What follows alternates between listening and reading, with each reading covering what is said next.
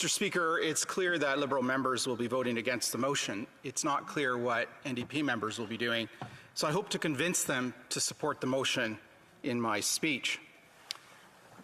Mr. Speaker, the motion in front of us concerns all members of this House and all parties, including the NDP. In fact, as the Globe and Mail recently reported, former NDP MP Kennedy Stewart himself was the target of Beijing's interference in the Vancouver mayoral race. Mr. Speaker, foreign interference is a serious threat. It is a national threat. It threatens our economy, social cohesion, long-term prosperity, and the fundamental rights and freedoms of Canadians. It threatens all parties and all candidates. That is the written assessment of Canada's intelligence service, the Canadian Security Intelligence Service, CSIS. And the people engaged in foreign interference is the government of the People's Republic of China. The PRC is interfering in our elections, in our candidate nominations, and through tactics like illegally and covertly funneling money to political parties and candidates. That too, Mr. Speaker, is the assessment of CSIS. Both assessments, that foreign interference is a serious national threat and that the PRC is behind these threats, did not come to light because the government was transparent about what was going on. They came to light because brave public servants concerned about a serious national threat to the security of Canada decided to blow the whistle, to work with investigative journalists to make these assessments public.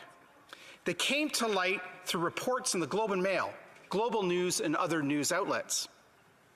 And all along the way, the Prime Minister has refused to be accountable and to answer questions. Initially, he dismissed the news reports. When that didn't work, he changed tactics. He suggested that critics were fomenting anti-Asian racism. He tried going after the whistleblowers by suggesting that they were the real threat to national security. He tried obfuscation. For example, last month, in response to a Globe story about how Beijing uses tactics like undeclared cash donations and illegally reimburses donors, he said, quote, "There are so many inaccuracies in those leaks," end quote. The next day, he backtracked and said that he wasn't referring to the Globe story, but to comments made 2 months earlier by his national security advisor, Jody Thomas. His office has tried to block the Procedure and House Affairs Committee from further investigating this matter through a filibuster that goes on as we speak. And when all of that didn't work, he tried to bury the whole thing in process. He announced he was referring the matter to 2 government committees and appointing an independent rapporteur to make recommendations about a public inquiry. The Prime Minister has refused to answer basic questions. We still don't know the details of which candidates were targeted in the last 2 election campaigns and who exactly was involved. Most importantly, we don't know the answer to the following questions. What did the Prime Minister know? When did he know it? And what did he do about it? And why is the Prime Minister so reluctant to release this information? Only the Prime Minister can authorize the release of this information. We need to know why he's been reluctant to release it and why he isn't heeding the advice of intelligence experts to release it. And that brings us to the motion in front of us today. We need to hear from the Prime Minister's Chief of Staff, Katie Telford, and others enumerated in the motion. We need answers to questions. And here's why. Translating intelligence into evidence for a prosecution is often very difficult. But one tool governments can use when intelligence cannot be translated into evidence is sunlight and transparency. Sunlight and transparency to reveal the details of foreign interference threat activities so that the Canadian public is made aware of these activities, so that citizens, parties, and candidates can make informed decisions about what is going on. But citizens, parties, and candidates can't make informed decisions if they don't know what is going on, if they don't know the details of foreign interference threat activities. They can't make decisions about which donors and donations to reject, about which volunteers they will allow to work on their election campaigns if they don't know who exactly is involved with these foreign interference threat activities. This practice of using sunlight and transparency to counter malevolent threats from foreign actors is exactly what CSIS has been advising the Prime Minister to do. It's written right in their top secret briefing note that was released to the Procedure and House Affairs Committee before Christmas. It's the best practice of the Five Eyes intelligence allies. It's why last year, MI5 went public about a PRC agent in the UK Parliament, Christine Lee.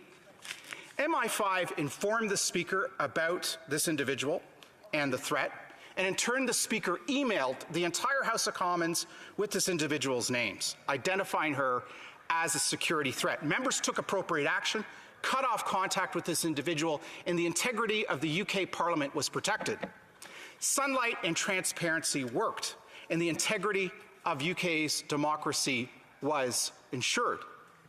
But unlike the UK government, this government is failing to heed the advice of its intelligence experts, failing to be transparent, failing to use sunlight to ensure the details of these threat activities are made public. And for a government that came to office promising to heed the advice of experts, this is truly puzzling. And we need answers now, Mr. Speaker. We can't wait for a year or more of a public inquiry before we get answers. We need to know before the next election so that parties and candidates can be equipped with the facts to protect themselves against the kind of foreign interference that we saw in the last two election campaigns. And that's why this motion today should be adopted by the House, so that Katie Telford and the others enumerated in the motion will be called in front of committee to testify, to give answers, to tell us exactly what is going on so that we can protect ourselves from foreign interference. Now, Mr. Speaker, some have suggested that by raising the issue of Beijing's foreign interference, we are somehow fomenting anti-Asian racism. This is a facile argument.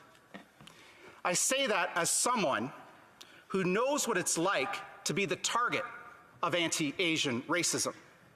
Mr. Speaker, I was born in this country in 1971 with the last name of Chong, to a Chinese immigrant father. This was a time in our country's history when there weren't very many non-whites in this country, and when we had only recently opened up our immigration system to non-whites. Attitudes regarding Canadians of non-white origin were very different than today. So I take exception when the Prime Minister suggests that those asking legitimate questions about Beijing's foreign interference in our democracy are somehow responsible for fomenting anti-Asian racism. Frankly, Mr. Speaker, as the first MP of Chinese descent elected to this House of Commons from the province of Ontario, it is beyond the pale. It is bigots who are responsible for fomenting anti-Asian racism, not those who in good faith are raising real concerns about Beijing's meddling in our democracy. It is bigots who are taking advantage of Beijing's threats to our democracy to foment this anti-Asian racism, just like they did when the global pandemic was underway. We must counter both anti-Asian racism and the very real threats that Beijing is presenting to our cherished democracy. To do one or not the other is either to abandon our fellow Canadians to racism, or it's to ignore the very real threat that Beijing presents to this democracy that we all own. And we cannot allow that to stand, not anti-Asian racism, nor Beijing's threats to our democracy. Mr. Speaker, I'll close by saying this. CSIS has assessed that Beijing's interference in our democracy is a serious national threat. And it is for that reason I implore all members of this House, particularly members of the NDP, to vote for this motion so that we can get to the bottom of this matter and shed some light on what exactly is going on. Thank you, Mr. Speaker.